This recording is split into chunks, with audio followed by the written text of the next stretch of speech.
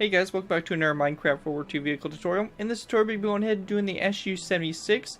This vehicle here had a crew of 4. Dimensions you can see on screen now. It's a very small vehicle with a length of 4.88 meters. Its role was a self-propelled gun, and the number built was over 14,000, quite a bit. Armaments include 176mm ZIS 3, and armor, you can see they're very light armor. Engine, it had 2 engines actually, a total of 85 horsepower. Performance at a max speed of 45 kilometers per hour, and that is it for this, and enjoy the tutorial.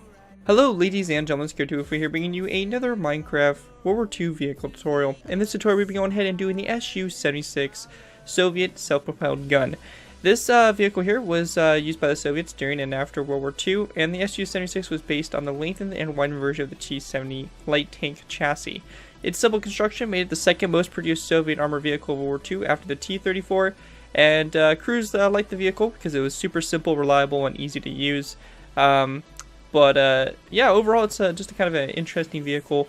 Quite a cool one, I think. Just something that's pretty iconic for the Soviet line, I guess. Mostly you think of the T-34, but I usually think of this SU-76 following up with the T-34. Since it was quite a iconic tank and a numerous tank built with over 14,000 units, give or take. Pretty crazy. That is a hell of a lot of tanks. But overall, it's a really cool tank, and this is a redesign for my previous design for it.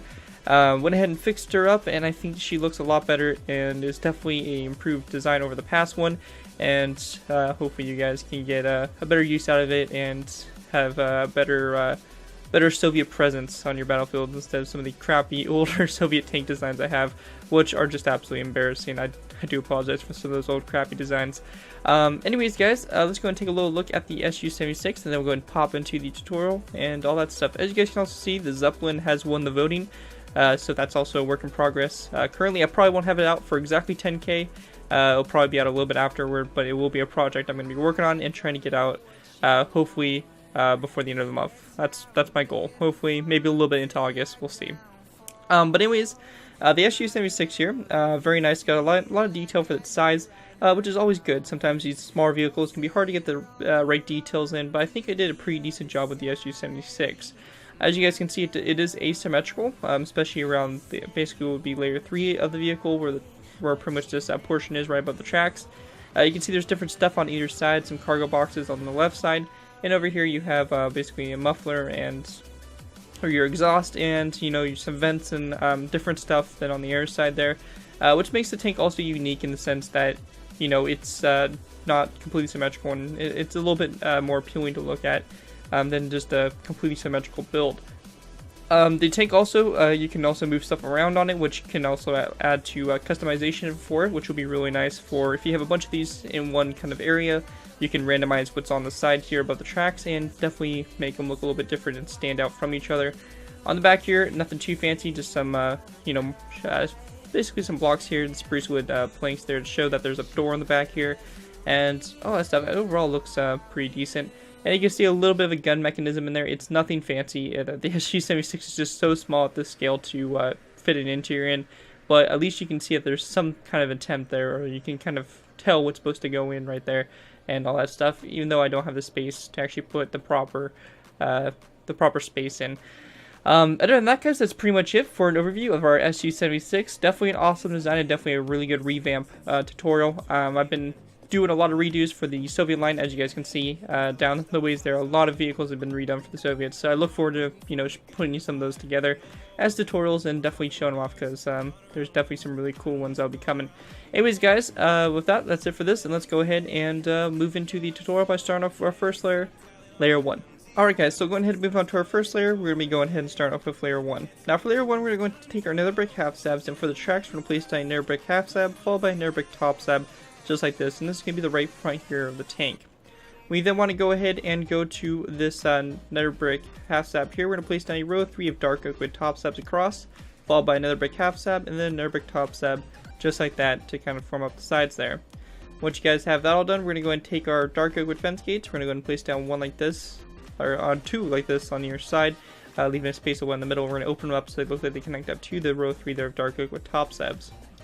Now going ahead and going toward the back here, we're going to go ahead and go from this nether brick stair. We're going to or the nether brick half slab, we're going to place down 1, 2, 3, 4, 5, and 6 dark oak wood stairs, and then same thing over here, 1, 2, 3, 4, 5, and 6. And we can go ahead and fill in the space in between the stairs up with dark oak wood top slabs. So we can just go ahead and fill this all up like so. Nice thing about these early layers is that they are completely symmetrical to each other, so that makes it a little bit easier for following along and all that. After this 6 stair right here, we're going to place down a nether brick half slab, followed by a nether brick top slab. Same thing over here, just like that. And once you guys have that done, we're just going to go ahead and place down another row of 3 of dark oak wood top slabs in between these nether brick half slabs. And on the back here, on the very center or top slab, I should say, you're going to place down a dark oak wood fence gate, just like that. Once you guys have that all done, that's going to pretty much do it for layer 1. And with that, we can go ahead and move on to layer 2. Alright guys, so I'm going ahead and move on to our next layer here. We have layer 2. Now for layer 2, we want to go ahead and start by taking our nether brick stairs. We're going to place down one like this on top of these nether brick top slabs on the front there. We're then going to go ahead and place down a sign coming off these nether brick stairs, just like that for the front fenders. What will be the fenders? That's kind of what we're trying to show, that the fenders are there and all that stuff. It's not perfect, but it's what we can pretty much do that works the best in that case. In between these nether brick stairs, we're going to place down a row of 3 here of dark oak wood stairs across like that for the front sloped armor. We're then going to go ahead and take our green stained clay, place down a row of 5, followed by a stone button on either side of that row of 5. Going ahead and going back from these green stained clay blocks, we're going to place down a upside down dark oak wood stair, followed by another brick top slab, another dark oak wood upside down stair, and make sure that they're kind of connecting up like this to kind of show that the these wheels here that would basically the track would rest on, that goes on the top here. So just make sure that the stairs are kind of lining up in that kind of sense there. We then want to place down a nether brick top slab, followed by a dark oak wood upside down stair, and then a nether brick top slab, a green stained clay block, and a nether brick stair just like that. And on this green stained clay block here, we're just going to place down a stone button like that. Now from this green stained clay block, we can just go and make this a row of 5, take that all the way across. And on this side over here, we can go and do the same thing. So a nether brick stair here on top of that nether brick top slab, nether brick top slab, dark oak wood upside down stair, slab, upside down stair, slab, and upside down stair, just like that. Now again, don't forget to place down a stone button on the ends here of this row 5. And then on the insides here, right alongside these stairs and these top slabs, we're just going to place down rows of green stained clay like that, just to kind of cover that space up so you can't look into the inside of the tank there. Once you have that done, we're going to go ahead and take our dark oak wood stairs. We're going to place down a row of 3 of upside down stairs across the back. And once you guys have that all done, it's going to pretty much do it for layer 2. Pretty simple so far. And with that, we'll go ahead and move on to our next layer, layer 3. Alright guys, so moving on to layer 3. Now layer 3 is going to be pretty much your most, I would say, more tedious layer. It's not very difficult. It's just pretty much where the most of the building is going to really take place in this tutorial. Now, for this, we're going to very simply go ahead and start by taking some green carpet. We're going to place down a green carpet on top of these 2 nether brick stairs, just like that. Now, after you have those 2 nether brick stairs down, we're going to go ahead and place down a dark oak wood fence gate on the left side here. We're going to open it up so it's facing toward the front like that. We're going to go ahead and put an item frame on that a little bit later, but we're going to save that for a little bit later, as I said. So, we're going to leave that as is for right now. We're then going to place down a dark oak wood stair right next to it, followed by a spruce wood stair and a dark oak wood stair. The spruce wood stair trying to represent some kind of hatch wood that would go right here. It kind of just, highlights it a little bit more and shows that there's something there. And then over here on this side, we're on top of this green stained clay block, we're just going to place down a lever and flick it in so it connects to this dark oak wood stair like that. Once you guys have that done, we're going to take our green stained clay, we're going to place down a row of 3 of green stained clay that goes all the way across, just like this, followed by a green carpet on either side, like so. Now for the very center line here, we're going to go ahead and take our polished andesite, or along the side here, we're going to place down 2 polished andesite blocks, followed by 2 green stained clay blocks, and then 2 more green stained clay blocks, just like that. And then once you guys have that all in place, we can go ahead and take our green stained clay and go on the sides here. We're going to place down a row that goes all the way back to the dark oak wood stairs here, and then same thing over here, all the way back, and then 1 green stained clay block on top of the center stair, so you get something that kind of looks like that on the back. Once you guys have that all done, we're going to place down a green carpet on top of this nether brick top slab. We're then going to place down 1 and 2 dark oak wood stairs on the left side only. This is only on the left side, by the way. And then we're going to go ahead and place down a green carpet, and then 2 dark oak wood stairs, and then a green carpet. And we can go and take our signs here, and we're going to place down our signs on the side here, these stairs, just like this. And these are basically meant to represent some kind of tool compartments or something of that sort. So if you guys are, doing something with this, you can kind of go ahead and randomize it and all that stuff and have a bunch of different designs, which work out really nice for you guys in the end. Now, one thing we also want to do is on the back here, we're actually going to go ahead and take this green stinkwood block, we're going to remove that and actually replace that with a spruce wood plank, just like that, to kind of show the back door here for the crew to get in and out. We're going to place down a stone button on it, followed by a sign on these 2 green stinkwood blocks on the other side of that spruce wood plank, so just like that for the back here. Now, over here on the right side, we have something a little bit different, of a design that we're going to be putting into play here.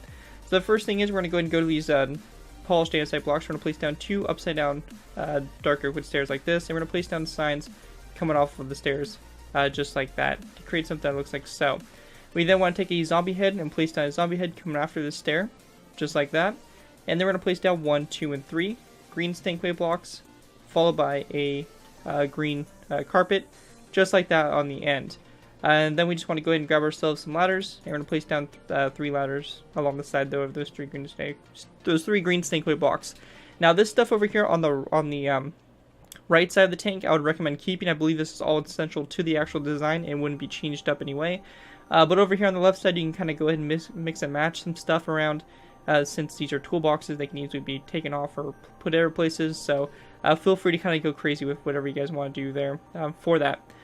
Now the last thing we pretty much have left for us to do in this layer is we're just going to go ahead and grab ourselves some item frames and some glass blocks. Also to kind of show some spare tools or something like that on the side here, we can grab ourselves some shovels and some iron pickaxes. And very simply, we're going to go ahead and go to the front up here, we're going to crouch. We're going to go ahead and place down an item frame on that dark oak fence gate, followed by a glass block in it. On these 2 green stinkwood blocks here, we're going to put down 2 item frames. We can put down a pickaxe and rotate it around facing that direction, and we can put down an iron shovel and do the same thing. So something just like that to kind of show a little bit more detail. Again, it's kind of up to you guys don't have to add it, but it's just a kind of cool little detail piece you can throw on just to kind of add a little bit more to the vehicle. And that, guys, that's going to pretty much do it for layer 3, and with that we can move on to layer 4. Before we go ahead and move on to layer 4 real quick, I just want to go ahead and real quickly go over some of the interior stuff. Since this is a very basic interior, we can just go ahead and do it for layers building up. Now for this, we're actually going to go ahead and place down an air green stinkwood block on the bottom here, like that, and then we're going to place down 1 more, and then 1 that goes up like that, so you have a space of basically 2 right here. We're then going to place down a cobblestone wall, and then a stone pressure plate, just like that for the back there. For pretty much will end up being the gun breech and all that stuff. So that's what you want to do. You can even go ahead and fill in this space right here if you guys want to. Pretty much up to you guys. But basically you should have something that kind of looks like that for the back there. Very small and very cramped, I know, but it's pretty much the best I could do for the tank and its size. Anyways, guys, that right there is going to do it for layer 3. And with that, we can now go ahead and move on to layer 4.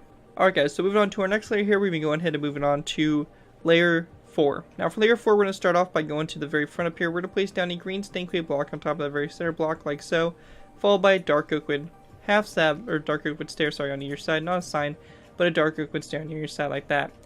Coming off the green stinkwood block down the center, we're going to place down 1, 2, 3, 4, and 5 dark oak wood top slabs, and then we're going to go ahead and go to the first 2 dark oak wood top slabs and place down 2 wooden sides coming off of them, just like that. Same thing over here, like so. Once you guys have that done, we're going to go ahead and place down a row 3 of green stained clay that goes all the way across like so. We then want to place down a snow block on your side, and this is kind of up to you guys. You guys don't have to add the snow block, but to just add some little markings, probably the unit number or something like that on the side here. But again, it's up to you guys if you guys want to do that or not. After these snow blocks, you're going to place down a green stained clay block on your side, followed by 1 more that goes back. And then we're going to go ahead and take our spruce wood planks, and we're going to place down a spruce wood plank there. We're going to grab ourselves a tripwire hook, place down a tripwire hook coming off the plank, followed by a sign on either side, like so. Now on the sides here where these green stinkwood blocks are, we're just going to place down a stone button on either side, just to add a little bit more detail to the build. And the last thing we have to do is we just have to go to the right side here, and we have to place down 2 these acacia wood half slabs like this, on top of these first 2 green stinkwood blocks, and then come off this dark oak wood stair, we're going to place down a wither skeleton skull. Now that's pretty much the layer there for the interior. Very simple. We're just going to go and place down a stone brick stair there on top of that cobblestone wall. And once you guys have that all done, that's going to pretty much do it for this layer. And actually, one last thing, we want to go ahead and go to the left side here on this green stinkwood block and place down a stone button like that for a bit of detail. Once you guys have that all done, that's going to pretty much do it for layer 4. And with that, we can go ahead and move on to layers 5, 6, and 7. We'll just go ahead and kind of complete it all off. So layers 5, 6, and 7 will finish the build off. Alright guys, so going ahead and moving on to our next layer here, our next final layers, we have pretty much layers 5, 6, and 7 to go ahead and put in, and we'll pretty much be done and finished with the build. So the first thing we're going to do is we're going to go and take our green stained clay. We're going to place down a row 3 on top of this row 3 that we placed down the previous layer. We then want to go ahead and place down a dark oak wood stair on top of this green stained clay block, followed by a mossy cobblestone wall on either side of it, like so. Coming off the dark oak wood stair, we're going to place down 1 and 2 dark oak wood half slabs, followed by 2 green carpets like that, going out toward the front. Once you have that done, we're going to place down a dark oak wood stair like this on either side, followed by a dark oak wood half slab coming off the stair, and then we're going to place down an iron bar on either side like that. We then want to go ahead and take our green carpet, and on top of this spruce wood plank, we're going to place down a green carpet, and we're going to place down one on top of the stair, on top of the half slab, and one on top of the iron bar. Same thing over here, just like that, going back like so for the sides there. Now, if that finished, on the right side here on this green stained clay block, we're going to place down 2 iron bars going up there for the radio antenna. We also want to go ahead and grab ourselves a redstone repeater and also a redstone comparator. Now we're going to go ahead and place down a redstone comparator over here on the far left side. In the middle, we're going to place down a redstone repeater and flick it back a few times, just like that. And that's going to pretty much be the sights there for the gun and all that kind of stuff, the instruments there for the vehicle. We also want to go ahead and grab ourselves an iron trapdoor, and on top of this stone brick stair here, we're just going to place down an iron trapdoor there to pretty much go ahead and make the gun breach there, just like that. And once you guys have that all finished, that's going to pretty much do it for the SU-76 self-propelled gun. Overall, a very cool vehicle, and of course a very iconic one, especially since it's the second most produced Soviet vehicle, which is pretty crazy. 14,000 units. It's definitely nothing small, so it's pretty crazy. Anyways, guys, hopefully you guys do enjoy this redesign for the SU-76. If you guys did, be sure to go ahead and show your support on the video by leaving a comment, or be sure to like the video to show your support for the videos, and just help the video get out there a little bit more. Other than that, guys, if you guys do end up using this design, I suggest you guys give me proper credit for it. This being a thing from the side of the build, tweet to my channel or this video if it does appear on any social media sites. Just be sure to get proper credit for the build. That's all I ask for when doing these tutorials. It helps my channel grow and it helps me continue to produce these tutorials. Other than that, guys, thank you guys so much for watching. As always, don't forget to like, comment, and subscribe. This has been Garrett2before, and I'll see you guys next time.